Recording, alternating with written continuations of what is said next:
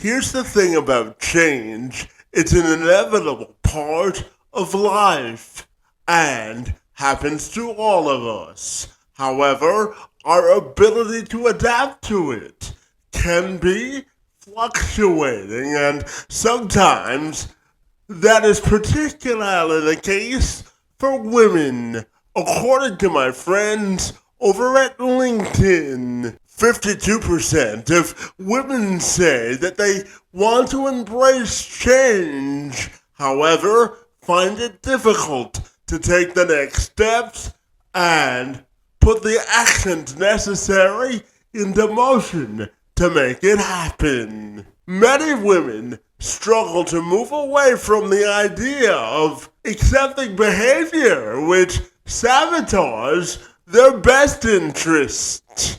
They feel defeated from negative self-talk and compromise their needs. By trying to please others and giving into those demands, one person on a mission to try and rectify this behavior is my friend Jennifer Rulon. As a triathlon coach, fitness and mindset coach, Rulon recognizes the impact and influence she had as a female athlete, business owner, and everyday healthy human.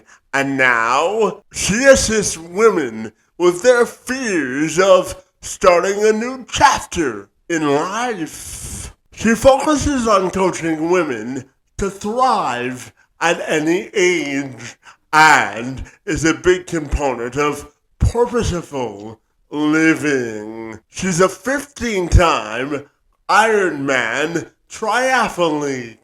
She's been featured in outlets such as Real Simple and Men's Journal. Her journey in fitness and personal development has resonated with audiences. To take action and realize the true value of what they have to contribute to the world by maximizing and optimizing their physical, mental, and psychological existence. And Rulon took some time out to join me this week to tell me how her work transforming lives for countless of women have really provided her with passion and purpose. So without further delay, I'm Kevin McShann. Let's have this conversation.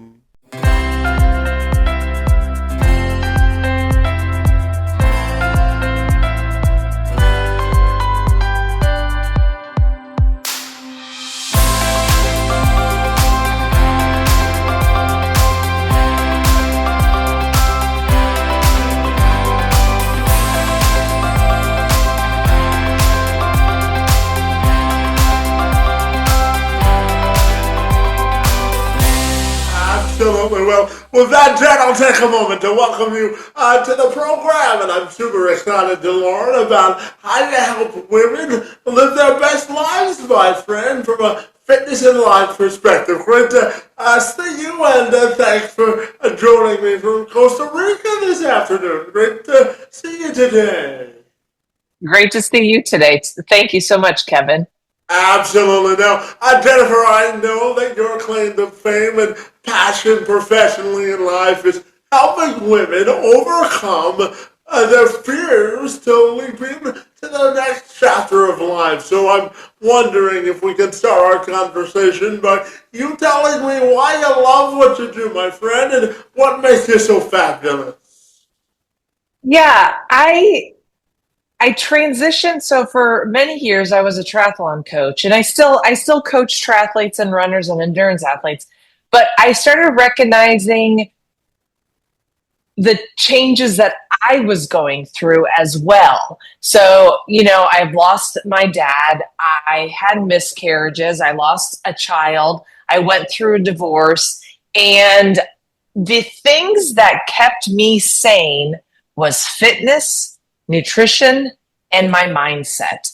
And I realize a lot of women are missing that aspects of life.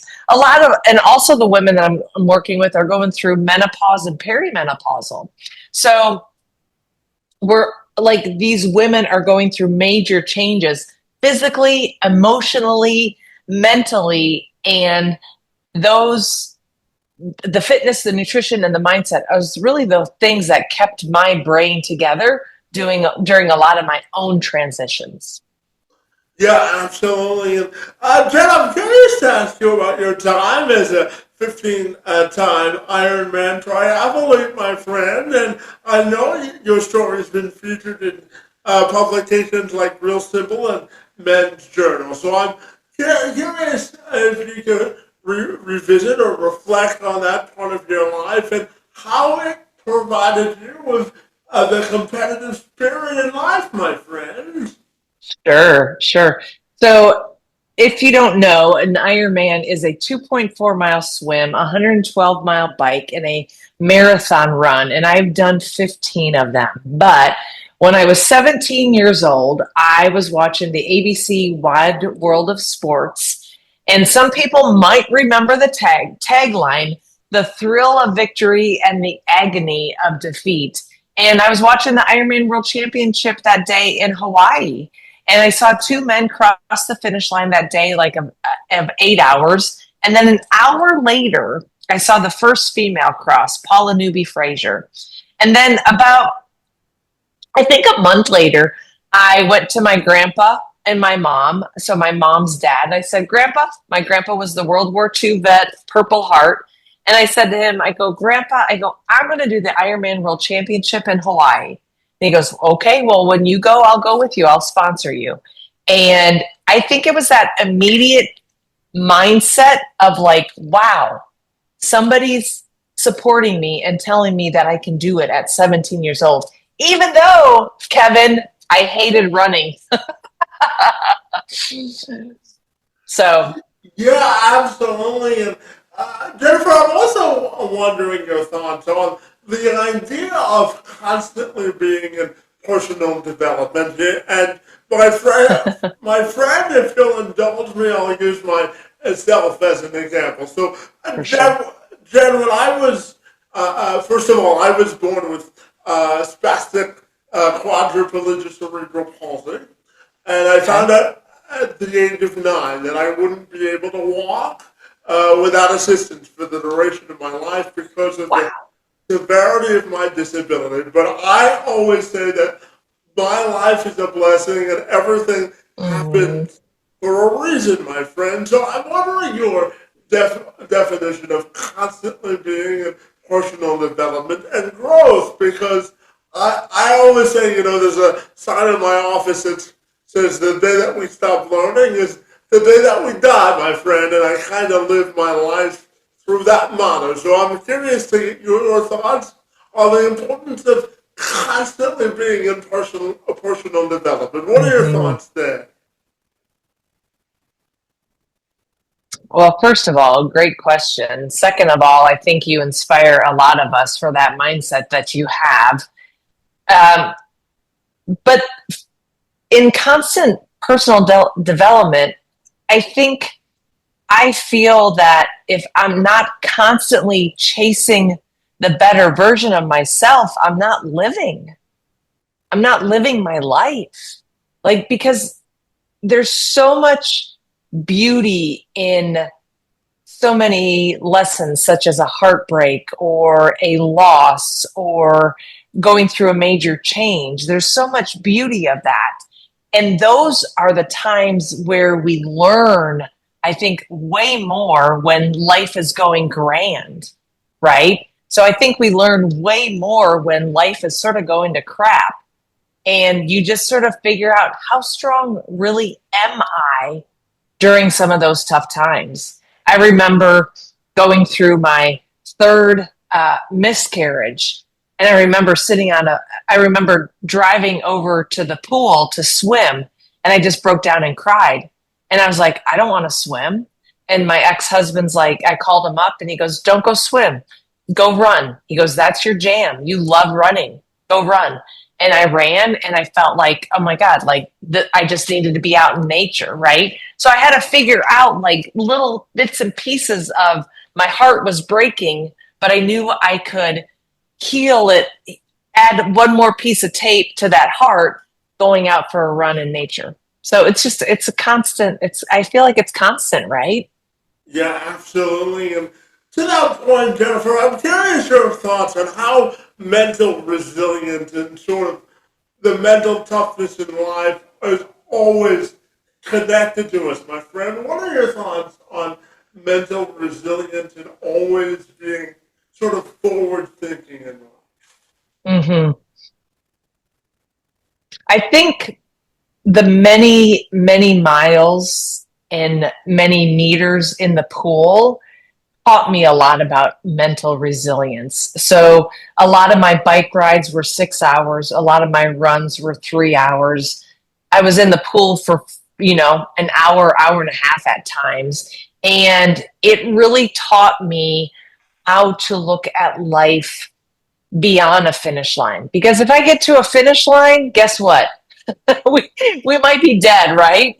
Especially at this point of our lives. So, with the mental resilience, I feel that it was something that I had to learn through sports for me because I didn't understand that grit and that determination until I realized what I wanted to do, that I wanted to go to the Ironman World Championship in Hawaii. And it was putting in the time and the effort and it was putting in the time to get to the Ironman World Championship.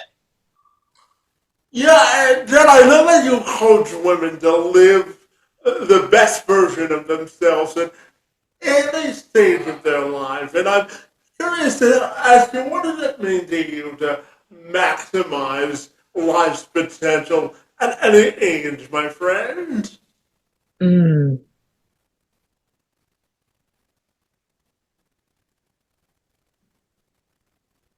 Like we said, we have one life to live.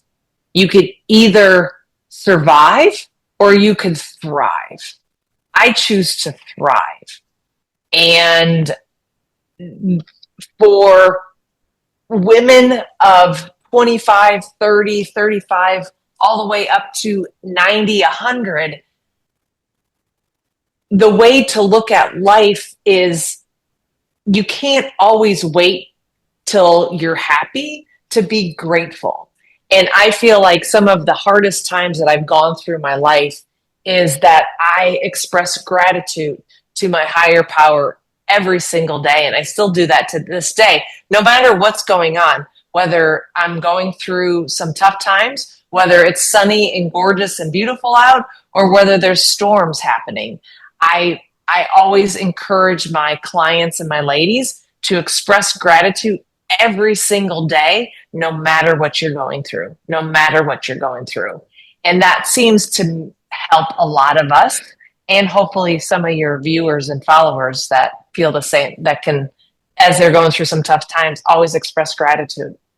Yeah, absolutely. And Jen, I'm also curious to ask you about what it means to make fitness a priority in life. Because, I live my life by the saying is if it's important to you, you'll make it a priority. So what do you think it means to make fitness a priority in your life?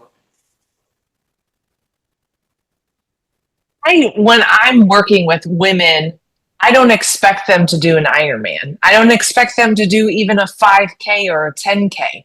But what I want them to do is start moving, whether that's walking 5,000 steps a day, up to 10,000 steps a day. That's going to the gym, maybe doing a Zumba class, doing yoga, doing Pilates, doing strength training, whatever that might be. Because the fitness, and maybe your followers don't know this, but as starting at age 30, our body will start breaking down, we'll start losing our muscle mass 2 to 5% every single decade. After 60 years old, it gets worse.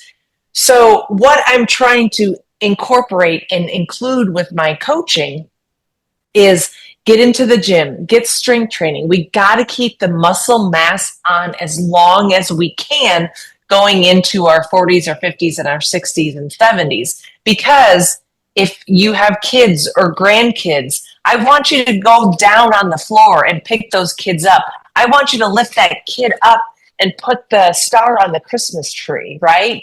I want them that fitness, that they could be fit for their family and for themselves so they can live a longer, healthier, and better life. Yeah, absolutely. And to that point, Jen, I'm curious to get your thoughts on living life with purpose and really maximizing the wisdom and impact we can make in life. What are your thoughts there? Um, Living with purpose. I think for me, when I was in the triathlon space, when I was doing all of those Ironmans, I thought my purpose was to cross that finish line with a smile. I thought that was my thing to do. But what I recognized is living with purpose was showing myself that I could do it, that I could cross the finish line. I could do it well. I could I could finish my master's degree at 42 years old. I could pick up and move to Costa Rica and as a US citizen. Like, to live with purpose for me is to show people that anything is possible. Yeah, and I'm also curious to ask you about, prioritizing our priorities in life. For a large part of my life, again, I struggled because of the nature of my disability with Sure. building social capital and getting out of the house. And it's one of the reasons I started this podcast. And I'm curious to ask you about the nature of and the importance of building a strong connection and social capital. So why do you think it's important that we build thriving relationships with others? What are your thoughts there? Mm. Well, I think 2020 taught us that. I've been a digital nomad since 2013, so I've been online. I've been a virtual coach since 2013, so I'm going on my 12-year anniversary in March. But I think, thank you. But I really feel that 2020 taught us that we need human connection. We need community. And it really made us recognize that as humans, we need the interaction. Whether that interaction is through podcasts, whether that's in through like my group coaching, my Empower Her group coaching, whether that's one-on-one, like I talk to my clients like this every single week, or it's me hanging out with my Costa Rican family. They invite me over for ceviche and rice. I mean, it's beautiful. I think the human connection is very important, and 2020 taught us that. And I know a lot of people hesitate to get out and start talking to people and being in a community because they don't know how to respond and react.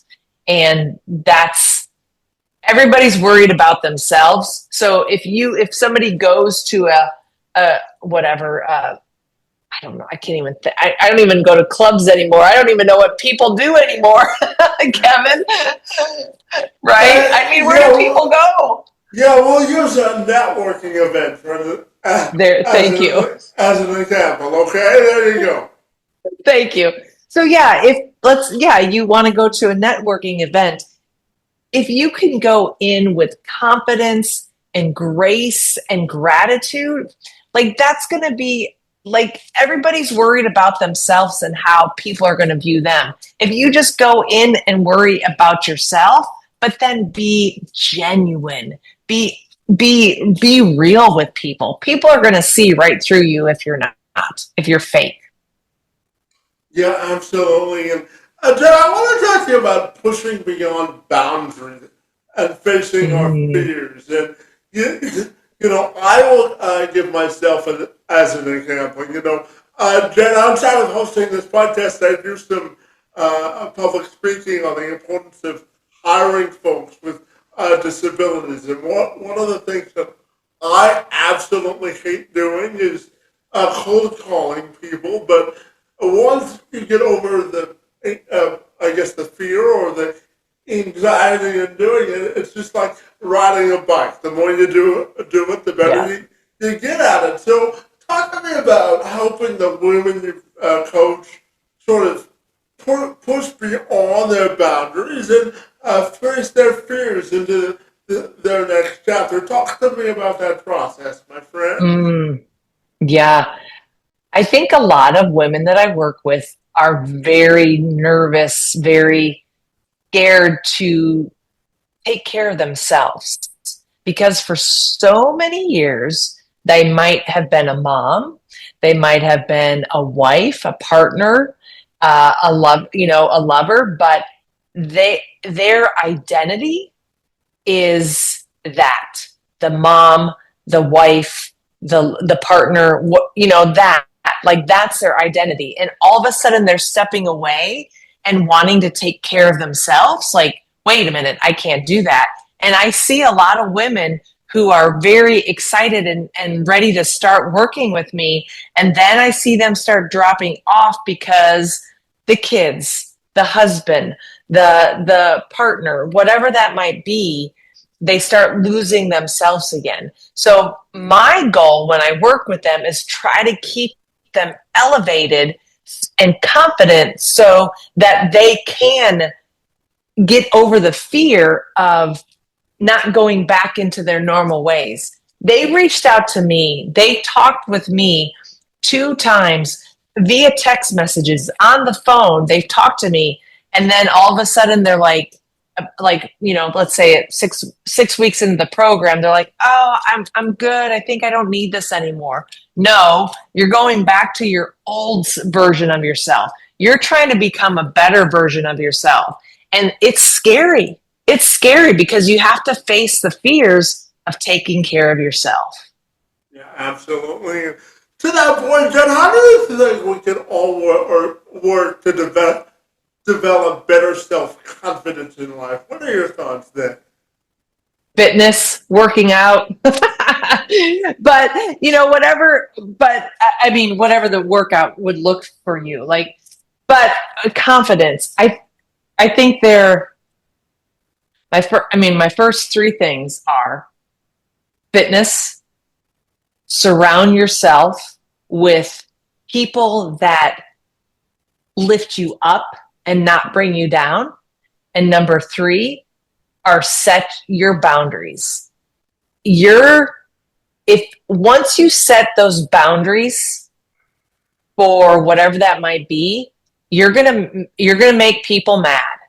But you have to set the boundaries for yourself so you're able to have a better version of yourself, have that better life.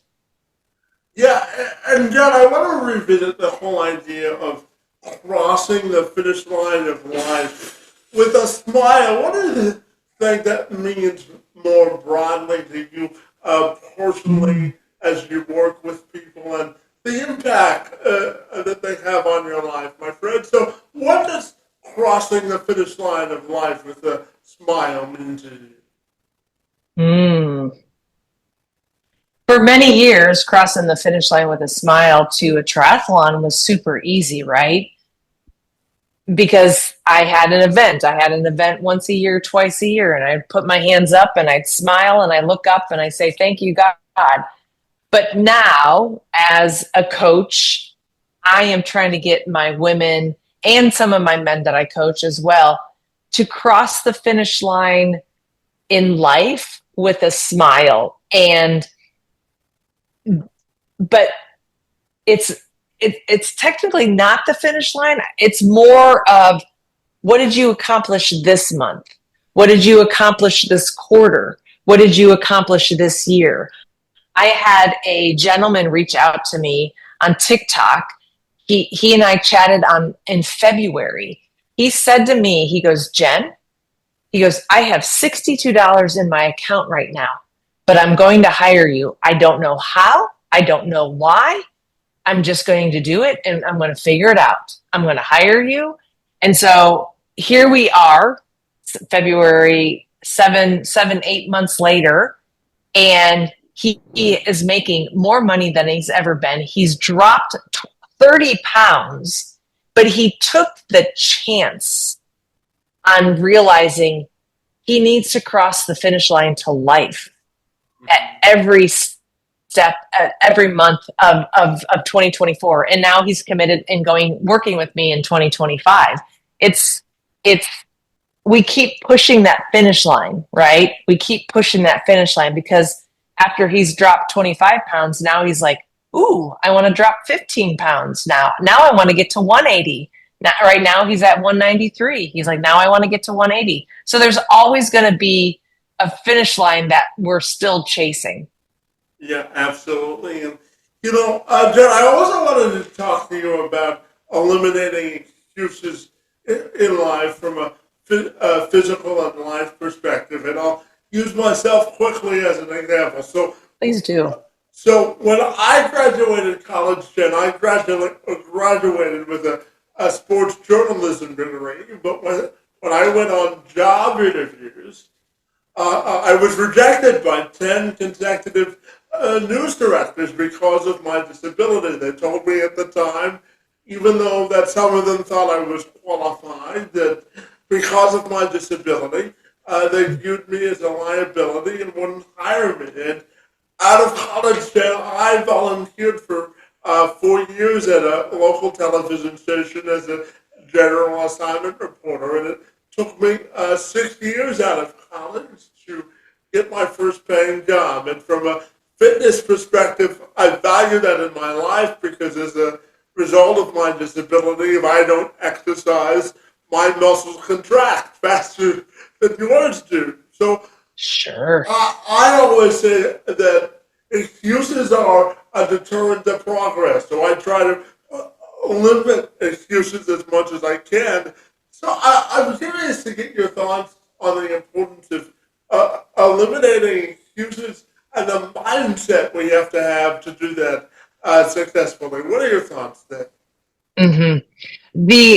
You sort of cover this a little bit, but I think about my favorite quote, and I don't know who said it, but it said, if it's important to you, you'll find a way. If it's not, you'll make excuses. And so you sort of you had something like that as well. And I've realized that if people come up with excuses, it's not important to them. So for you, once again, I love your stories. I think you need to share more of your stories. I need to listen more of your podcast, but I think you're an inspiration. And so for somebody talking to you and saying, oh, I can't do this because I have this, this, and this, here you are, 6 years later, you got your first paying gig. I mean, how fantastic is that? So when I hear excuses, I will listen to what they have to say, and then I'll try to flip the narrative and say, okay, I understand where you're coming from, but let me ask you this. So if somebody says, oh, I don't have time, I hear that all the time. I'll say, okay, well, what time do you get up? Oh, I get up at 7. What time do you go to bed? I go to bed at 11. What are you doing from 9:30 to 11? Oh, I'm watching Netflix or I'm doing this. I'm like, okay, you could start going to bed at 9:30, 10 o'clock, wake up at 5, and it's like I have to almost like backtrack them into changing their habits. And once they change their habits, then they'll become non-negotiables. Yeah, and Jan, I know that you've done a lot of running in life, but I'm curious, what do you think it means to run towards your goals in life? What does that mean to you, my friend? Ooh. I love running towards my goals, but I keep I keep running towards more goals, right? I'm 53 years old and my life isn't over. I'm just starting. I'm living in Costa Rica. I bought land. I'm building a 2-bedroom, 2-bath container home and a storage container home. And I'm just excited because it's mine. It's something that I get to do. And then I get to share that with my friends and family. They get to come down. And then it's like I don't want to stop chasing goals because I've been chasing goals since I remember. Well, I have to tell you, you look fabulous, and 50 is the new 30, okay? I promise, okay? Well, thank you, Kevin. Absolutely, my friend. And my final question for you today, Jen, has to do with legacy. You know, I'm always curious to ask my podcasting guest, my friend, if I threw you a lifetime achievement party, and I asked your best friends in life to give a toast at that party, what do you think they would say? What would you want them to say? And how do you want your legacy to be remembered? Mm.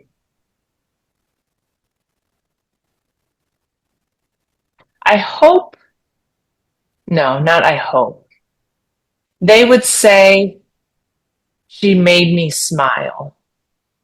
She made me laugh. She made me believe in myself. She walked the walk and she talked the talk, but she made me feel good. Well, I tell you, that is certainly a life narrative and a mission to aspire and be proud of, my friend. I want to thank you for the good work that you do for inspiring women to maximize their fullest potential from a physical perspective. And I want to ask you, if people want to get connected with you, my friend, what's the best way they can do that? Yeah, you betcha. You could go to JenRulon, JenRulon.com. It's a brand new website. I'm so excited. Along with, you could go to Instagram. I'm Coach Jen Rulon. And you could also go to TikTok, Coach Jen Rulon as well. Those are my two most active social media platforms. Well, I have to tell you, I was on your website this morning and it looks fabulous, okay? Thank you. Thank Uh, you so much. Absolutely. I want to thank you for the good work that you do to inspire prosperity in women and for joining me to engage in conversation. It's most appreciated, my friend. Thanks so much for being here. Thanks, Kevin. Thanks for having me, and thanks for sharing your stories as well.